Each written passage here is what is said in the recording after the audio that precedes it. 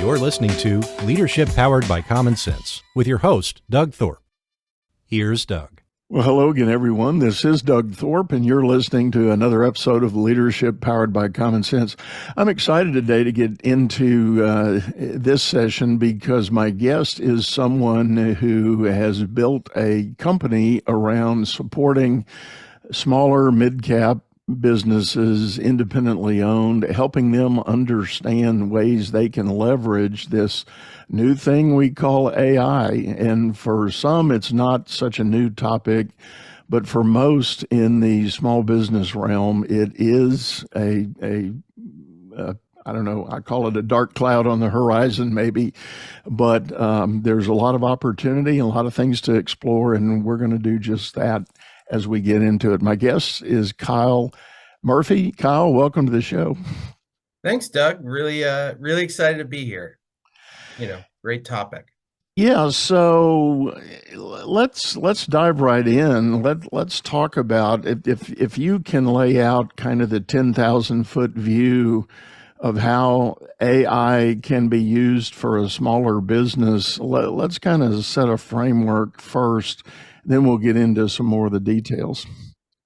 Absolutely. So, over even the last year, right, AI has just exploded all over the map, right? There's different ways to leverage it, different ways to use it, different programs, different pieces. So we've really focused on trying to identify how to help those small to medium-sized businesses. And my thoughts around it are, one, the key is small and medium-sized businesses don't have the ability to do what billion-dollar companies are, or go build these general language models, the large language models themselves, right? So they don't have the talent, they don't have the people that they can afford to do it. So how can they leverage what exists today?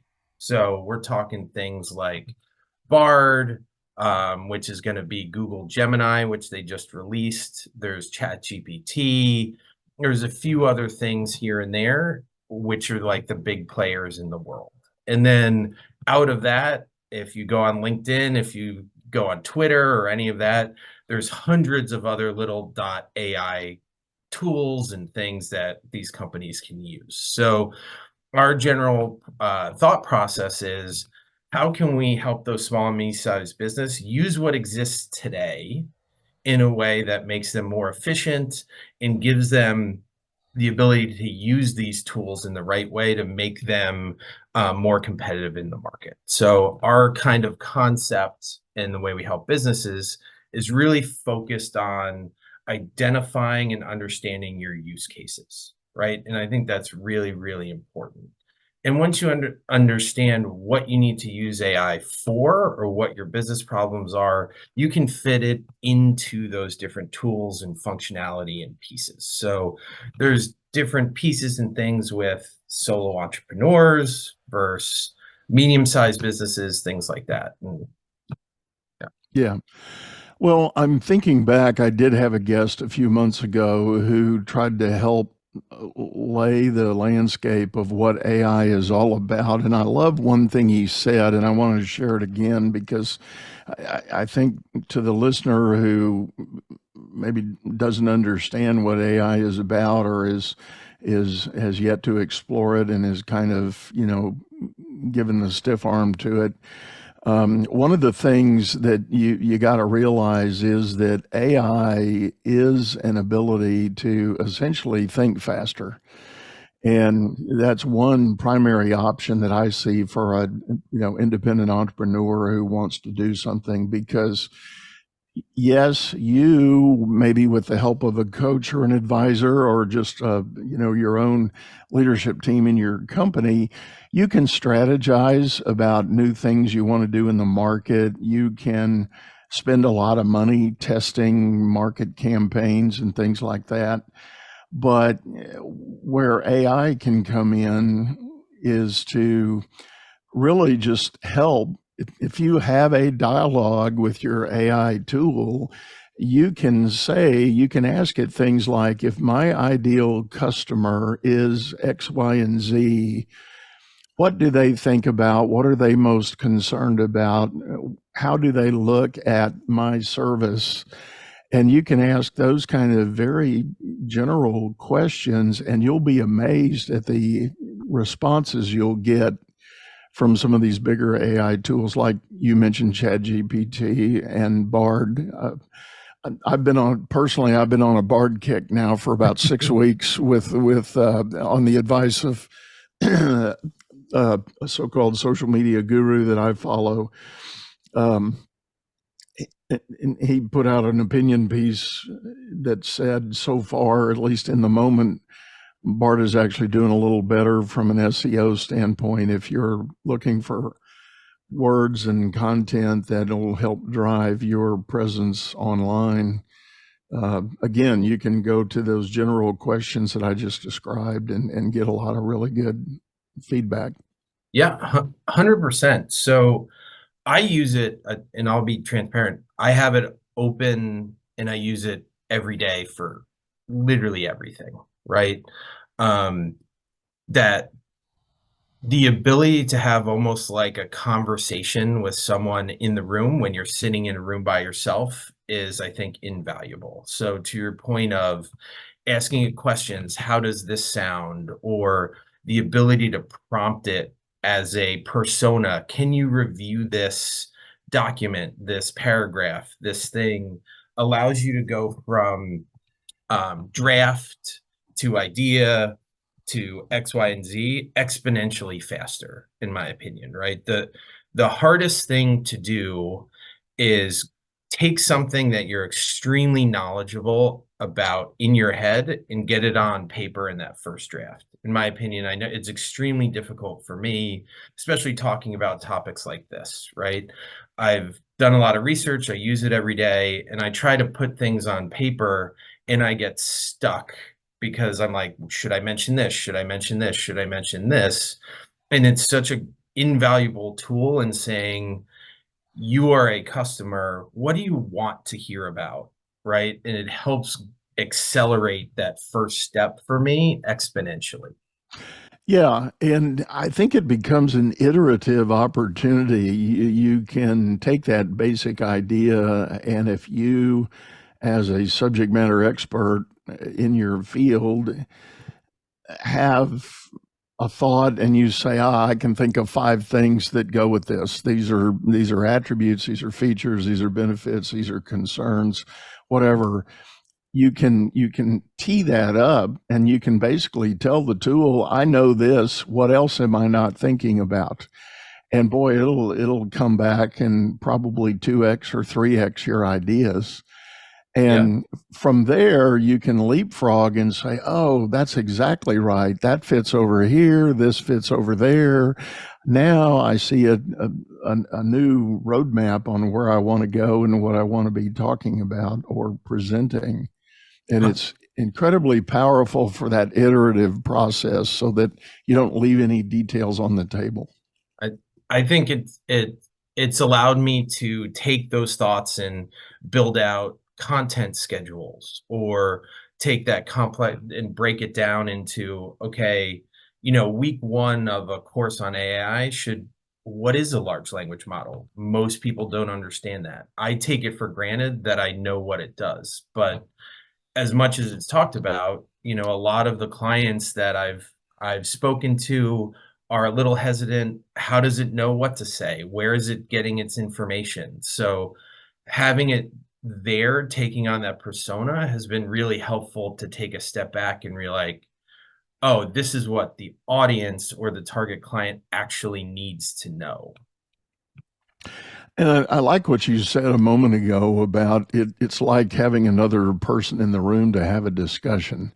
So it's a kind of a brainstorming tool where, again, you can throw up a basic idea or a question you've got if you're curious about something new and different, and related to your business or not. You're just looking.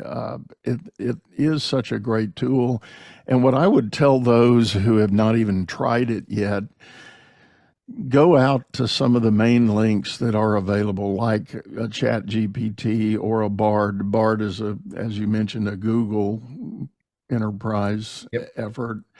And I mean, who in the world has more data points connected, in the cloud than Google, right? And so, Exactly. their tool is definitely proving to be pretty strong.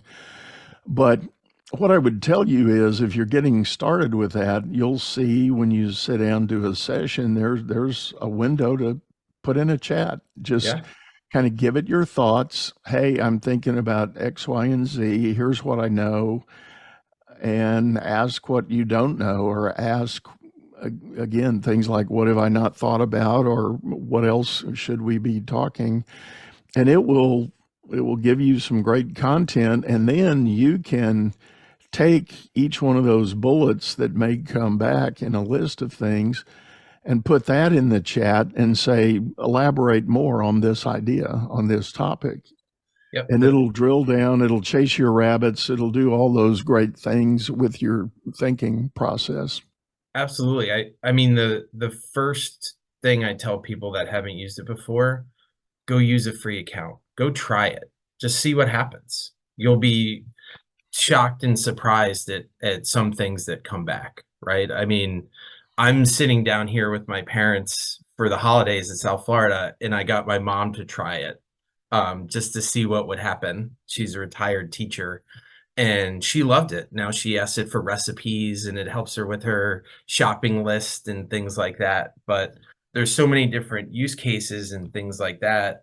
But the step one is getting over the hump and just trying it out and see what it does. And I would absolutely recommend pick one and start there, right? Because as you mentioned, there's a lot of social media posts about the top 10 new AI tools this week, or this, that, and the other. Pick one to understand kind of how that interaction works and just play around with it, right? You'll see intricacies and some quirks, and if you go too long on a thread, maybe it loses its train of thought and be like, oh, okay, maybe I need to do this a little differently, stuff like that. But phase one is you got to get in there and start playing with it. Yeah. So, taking this base case and going a step further, I am aware of, and I've only recently myself started exploring with the use of some AI powered tools like graphic generation.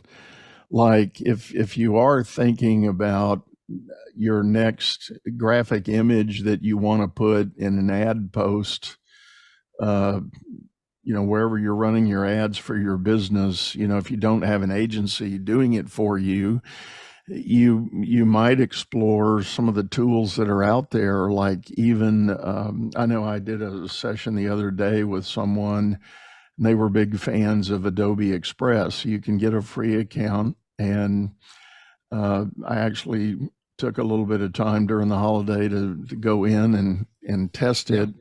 And you can put in like a title or a theme, or just a simple message, and let it iterate what the graphic surroundings for that message could look like.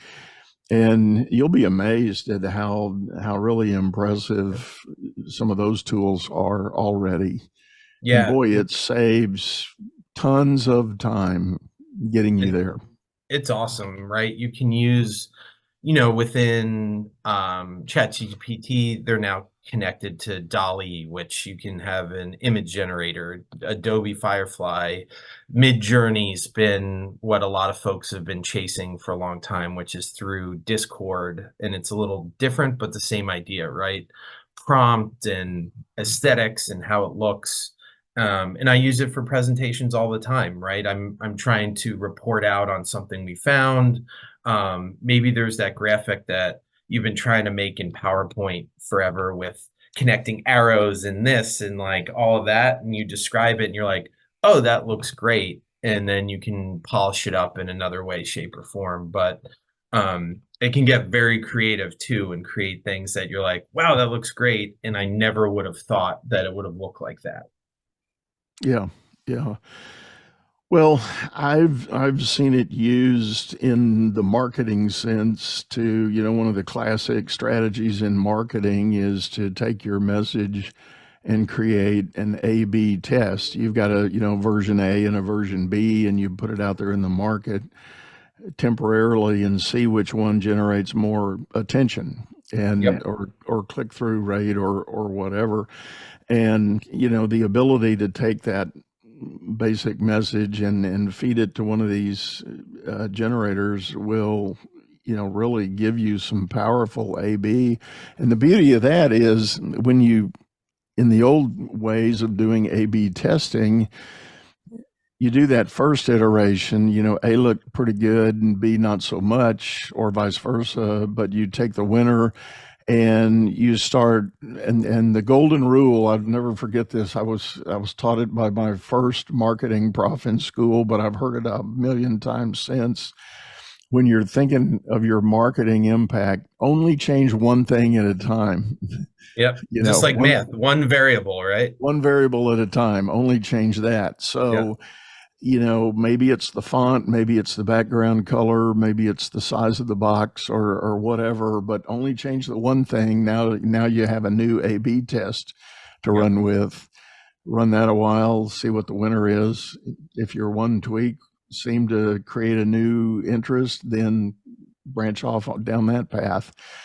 But being able to think about those iterative changes using AI assisted learning and thinking is just incredibly powerful. And I can't stress that enough. Oh, yeah. And one thing that we've been working with companies on is understanding how to use things like that, right? Whether it's generating images or first drafts of things, on how to impact from the associate level, and it goes all the way up, right? So before founding my business, I was in a large consulting organization, and imagine if you trained your associate level out of college folks to use these tools in the right way, right? So even if you got a 50% lift on what a new associate out of the gate produced, that's 50% less time the senior associate needs to review it, right?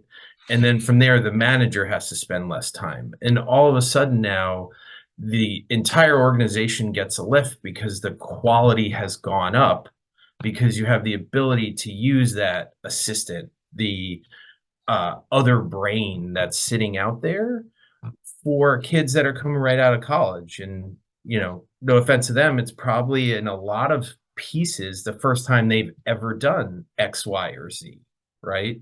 And everyone's so busy, they're not going to get a lot of hand-holding nowadays. So let's give them the right tool to help them accelerate learning and what good looks like. And so that's a lot of the things that we're focusing on. Right. So let's take it up one more notch in terms of experience and interest and so forth. You mentioned creating a company's own learning language, or what was your word for it? Large language model. So that's large language model. That's it. Sorry. So talk a little more about that. If I think I want to have something very specific to the business I'm running, how would I, go down that path? Absolutely. So the way I approach it and Alpha Advisors approaches it, as I mentioned before, is very use case specific. So I always like using concrete examples, right? So let's say we're working with a CPA firm or a tax or accounting firm, right? One of the things and problems that always occurs is, how can we extract enough information from tax history or general ledgers or all of that to make analytical decisions or go forward pieces, right? Historically, you would get an OCR tool, or optical character recognition. You train it with thousands of documents to know this box equals this box, yada, yada. And it takes a large amount of time. However, with these large language models and the power behind them, we can load in a 700-page tax return for very specific things. And within 30 seconds, we can have it trained to understand what pieces of information are important to that. So to get back to the very specific on how is, you can build your own large language model, which is what Anthropic and GPT and all that, where they're trained on billions of parameters and all of that. Or you can leverage what exists today. So our goal is to leverage what exists today. And to do that, there's frameworks in Azure. So a lot of small, medium-sized businesses use Microsoft, right? Microsoft has purchased a huge percentage in ChatGPT. That's what Copilot and all these things are based on. So instead of training your own, how do you leverage what's there today and then train it specifically to your business while keeping the data privacy and security together? And that's what we're working on with companies is don't spend the money to build something that tries to rival it. Spend the money on building a use case that actually lifts and delivers value directly to your company. So it sounds like, if I can draw an analogy, it sounds a little bit like the AI world with these large language models has already gotten into the evolution cycle that data storage did. Once upon a time, if you ran a business, you invested in an oversized computer to be your data storage. You built a server room, Yep. and you had all that on premise, on site. That evolved into co-locating or taking it off site and piping through communication channels to go to those other readiness sites and backup sites. Then that eventually turned into the whole cloud computing, Yep. environment that we've got now. And, somewhere, somehow there are still physical machines that support the cloud. And that's Yep. what I think people lose track of or don't think Out about. in Iron Mountain and all those fun places, right? Right. You got these giant bunkers in the side of a mountain somewhere with solar, wind, and diesel generator capabilities to keep them up and running. But so what I'm hearing is the AI realm has kind of already gone that way. There are tools now available that are going to let you plug into an infrastructure that already exists, but you can put your security fence around it. Am I hearing that right? Yeah, that's what we're trying to accomplish, right? Is there's open source, right? Even back in the day, there's always open source with Python and other things that you can build it, you can plug things in. But a lot of small and medium-sized businesses don't have the IT teams, the structure to build, run, and maintain these things. And you don't want to pay someone, like, no offense to me, but you don't want to pay me for the next 5 years to run your thing, right? You would like value out of it. So we're trying to design a way, or we are currently designing a way so these small and medium-sized businesses can plug into it properly with some accelerators and the right security around it. So you can leverage the power of the LLMs that are already out there, which I think is really important, right? And even years ago, when you were talking about analytics, to stand up analytics, you'd have to get crazy computers and more servers and huge data farms.